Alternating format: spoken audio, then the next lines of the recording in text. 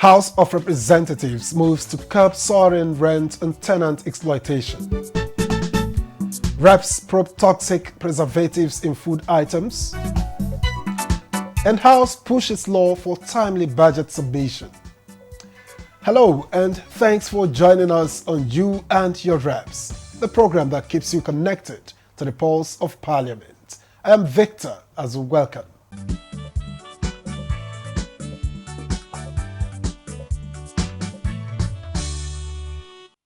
The House of Representatives is taking aim at Nigeria's soaring rent crisis, calling on both federal and state governments to step in and regulate arbitrary increases and unfair treatment of tenants. A motion by Representative Basi Akiba spotlighted sharp rent hikes in parts of Abuja, where new roads now come with skyrocketing prices. Out there on the streets, citizens who are struggling to make ends meet are not smiling over arbitrary rent increase by property owners. It's so high. You can't imagine somebody taking one self-contained for 500,000. It's so alarming. It's so much. Just wake up one day without informing you and just increase his house rent. And the excuse is always the cost of building. The landlord and the agent don't consider the income of the tenant to determine the amount of rent they'll give. In Rivers State, where I reside, house rent increases on a monthly basis, not yearly basis. The government should go into housing as a low-cost housing estate for the civil servant and other low-income earners. The issue finds expression on the floor of the House of Representatives, with Basi Akiba from Cross River State highlighting the alarming situation in the nation's capital. Every moment the governments move into some infrastructural development, we do have a price hike, a rent hike. It's not 20%, it's not 30%, it's not 40%. What we have is over 200%. A situation where rent is moved from 800,000 to 2.5 million is not tenable. I'm not saying that, there shouldn't be any rent increase. I am saying that there should be a balance between, the tenant rights and, of course, the land or the landlord rights. This motion is referred to the Committee on Housing and Habitat.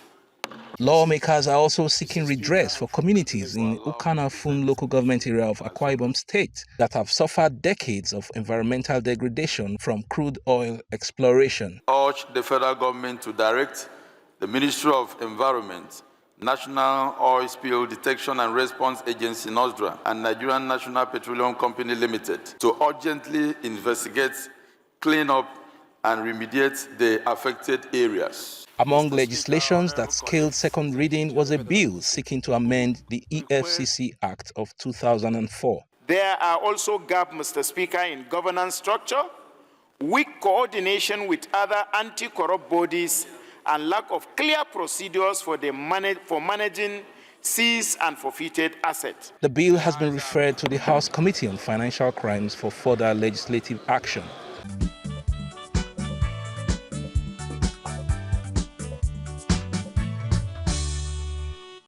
At last Tuesday's plenary, a bill seeking to establish a federal medical center in Ehor, headquarters of Uhunwode local government area of Edo State, scaled second reading. We caught up with the sponsor, Billy Famous Osawaru, member representing Orionwo, Uhunwode Federal Constituency, to understand his motivation. Uhunwode right now is one of the largest local governments, in the country, in the 774 local governments in the country. And as we speak, we still don't have a medical center. And before people are able to make it to the city, we always have issues of a lot of these people not making it there. Because considering the fact that we don't have good roads, and they are mostly rural.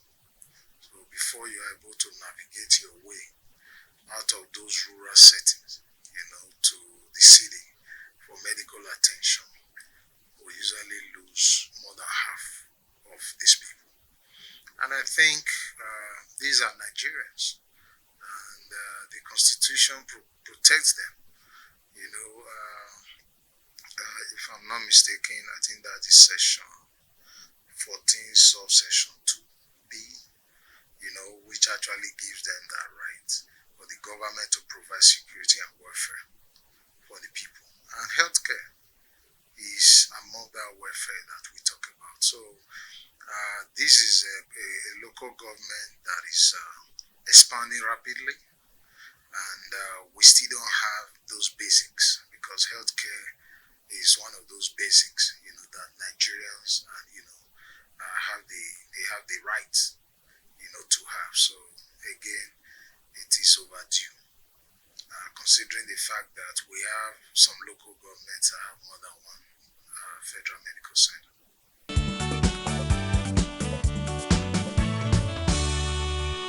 Colleagues usually encourage establishment bills, because establishment bills, most of it is for the people. When you don't have those things, there are usually consequences that are not too pleasant.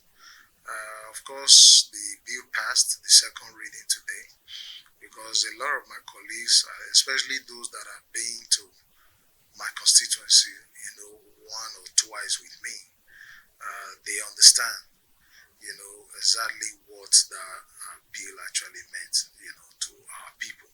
So that's why they overwhelmingly supported the bill.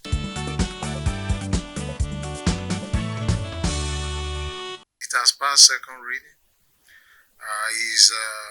That makes them hopeful, because it's already being addressed. And of course, we're getting ready for the public hearing, and we'll come back and just follow that trend toward the hearing. Then maybe it goes to Senate for concurrence. Then we begin to wait for the assent, by Mr. President. But I'm very, very optimistic, with the Renewed Hope project by Mr. President. As we speak right now, Mr. President is actually encouraging the setup of a lot of primary healthcare facilities nationwide. So I don't think he's going to discourage this kind of bill, because at the end of the day, when you talk about people-friendly bills, this is one of them. So a lot of our people are very hopeful now, knowing that this has been brought to the front burner by their representative, which has never happened before. So again, they're very glad, and a lot of that received a lot of calls to encourage me, to keep pushing for such establishment bills, because I'm their representative. So I think this is the least I can do for our people right now.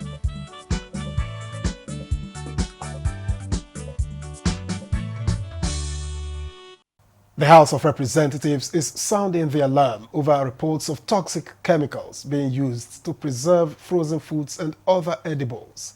Lawmakers warn that it is a public health disaster waiting to happen, and have now set a probe in motion to get to the root of the matter. Harmful chemicals. Representative Chike Okafor, through a motion on the floor, drew attention to the persisting use of harmful chemicals to preserve food items, saying it amounts to prioritizing profits over people's lives. Dangerous chemicals such as formalin, sniper, kerosene, and other harmful preservatives in frozen foods and other consumable items. Worried that these chemicals are often used to extend the shelf life of food products, which can be harmful for consumption, cancerous, and damage organs. The House called on regulatory authorities to get tough on perpetrators.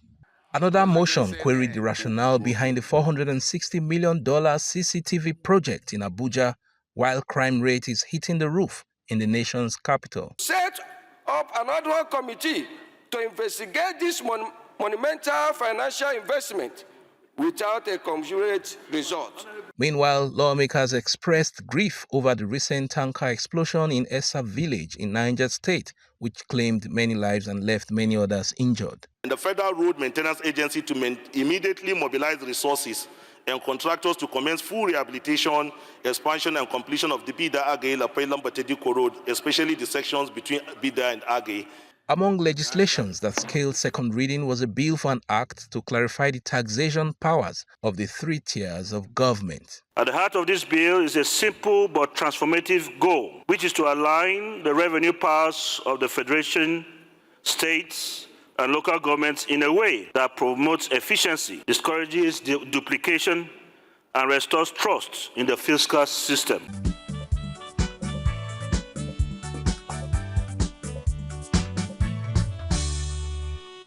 The House of Representatives is taking steps to make early budget presentation a legal requirement. Lawmakers say the goal is to keep Nigeria's January to December budget cycle on track and strengthen planning and accountability. The Constitution Alteration Bill on timely presentation of the nation's annual budgets seeks to cure the problem of late presentation by the executive or delayed consideration by the legislature. The bill, sponsored by Deputy Speaker Benjamin Kalu and 4 other lawmakers, proposes reforming the budgeting processes to ensure that fiscal operations are timely and lead to genuine development outcomes. These inefficiencies not only undermine economic growth but also erode the public trust in government ability to manage their resources responsibly. This bill offers a structural remedy by embedding discipline, transparency, and long-term vision into the Constitution to guide budget process at all levels of governance. In another resolution, lawmakers call for a probe of all federal government grants to states and local governments outside FAC allocations. On the recent face-off between Pengassan and Dangote Refinery over sacked workers and union activities, the House resolved to revisit the matter to protect national interest. If private investment of strategic national importance are continually subjected to unlawful disruptions by adversarial unionism, Nigeria risks not only the failure of key economic assets, but also the erosion of investor confidence. Nigerians are looking for private investment. Any private investor that is coming to Nigeria, he's going to look at our laws. Are we implementing our laws first? So we have to be seen to be implementing our own laws. So that's why we are calling on honorable colleagues that an act of parliament was breached in taking a resolution by the government. This motion is referred to the Council of Leadership of the House to be headed by Mr. Speaker. Also up for probe by the Green Chamber is the utilization of $4.6 billion foreign grants meant to reduce the burden of HIV/AIDS, tuberculosis, and malaria in the country.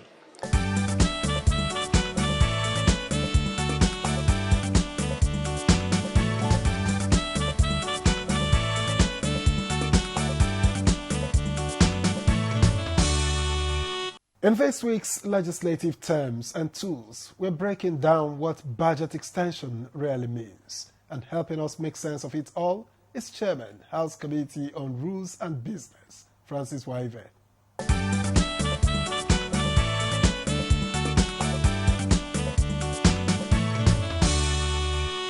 Budget extension implies extending the lifetime of that budget. Usually, budgets are given an annual duration. They are time-bound.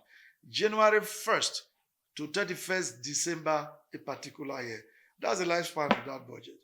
But if for any reason aspects of that budget have not been executed, and the executive feels there's a need for more time to carry out those aspects, the executive will normally write the legislature to ask for that extension of time. No kobo is added, no new provision is made, but time to execute what is left unexecuted in the budget of the period that is outgoing. For instance, the 2024 annual budget estimates of, not estimates anymore, budget of the country ran from 1st January to 31st December 2024.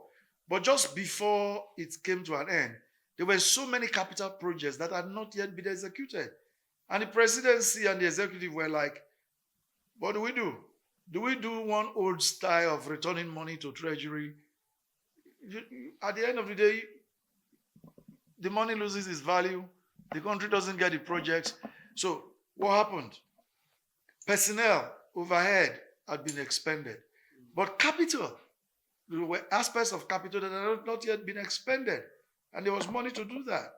So rather than return the money and cancel the budget, extend the life of the budget and let's spend the money and let Nigerians get the benefit.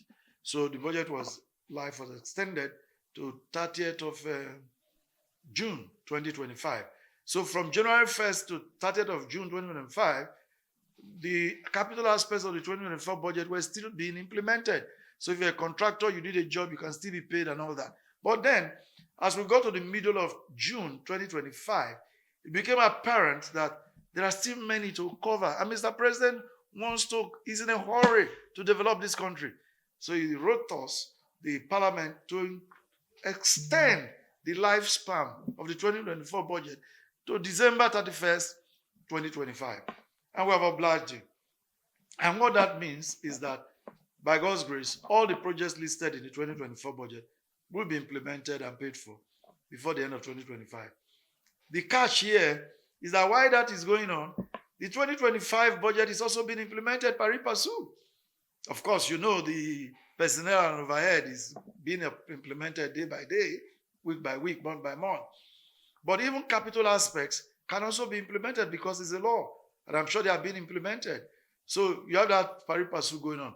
But I assume that preference will be given to 2024 capital to wipe them off quickly, such that we don't need to extend them into 2026.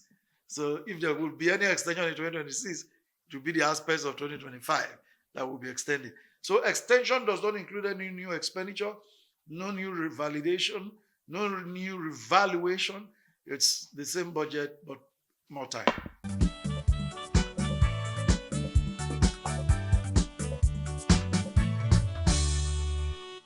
This week on You and Your Reps, the committee segment turns the spotlight on university education.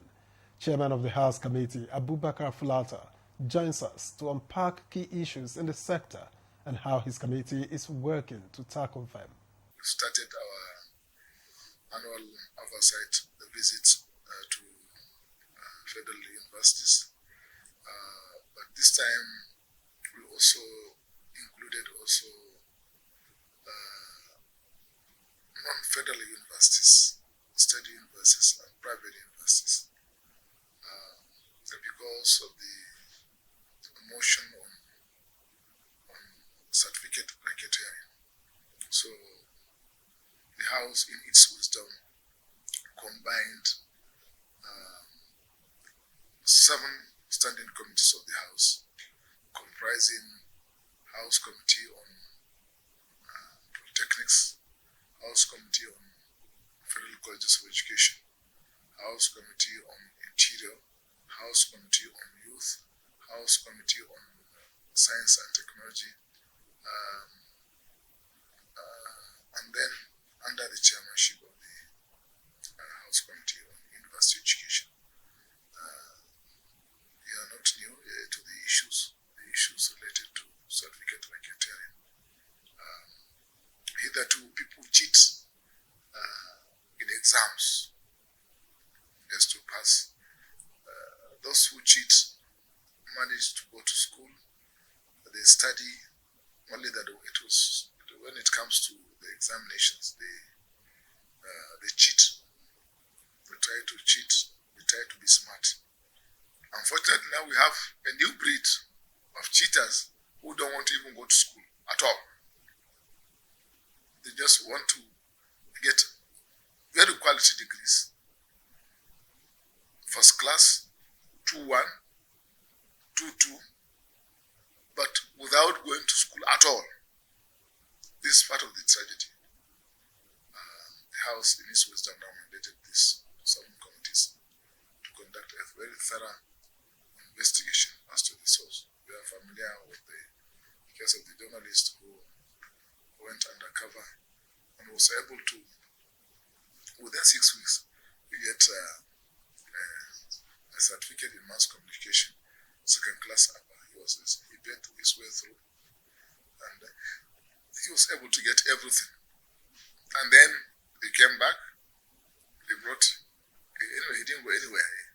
He presented his certificate to the Ministry of Education. It was cleared. He went to NYSC, despite the fact that he had once served under the NYSC. The system could not flag his name. He was able to get enlisted and even paid his first month allowance. It was at that point that he blew everything up. So we've been going, we we're now been going around interfacing with both federal, private, and state-owned institutions to get to the root of that problem. To sanitize the system, Nigerian education system is still qualitative and respected internationally. We will not allow few individuals just to spoil the name of Nigeria. There are people who can neither read nor write. They could not even write their names when they have been enlisted onto the NYSC. We cannot tolerate that.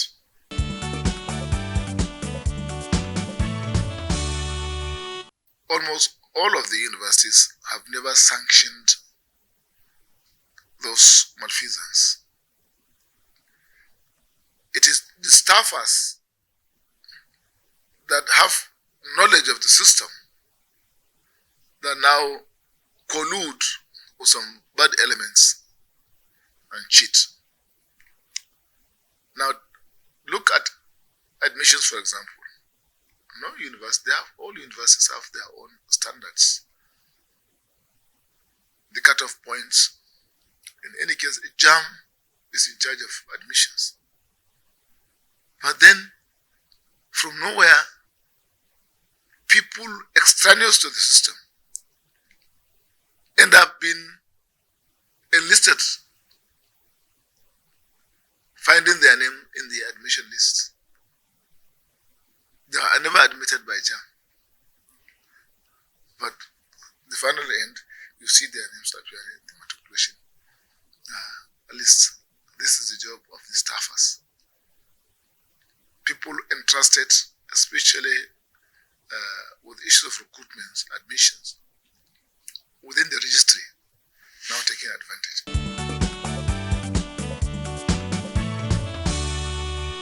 Those who are able to get their way, get admission, they end up being sacked because they cannot cope.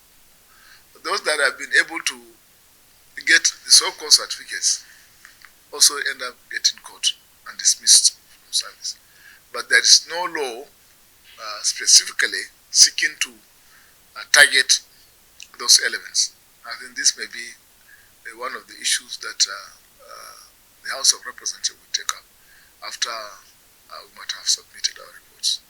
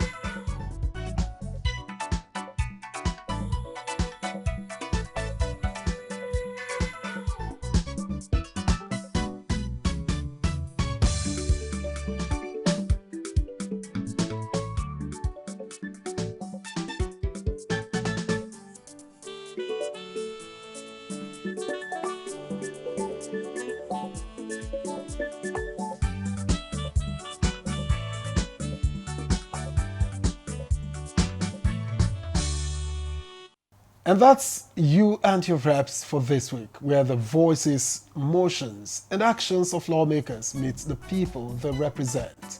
I am Victor, thank you for watching and see you next time.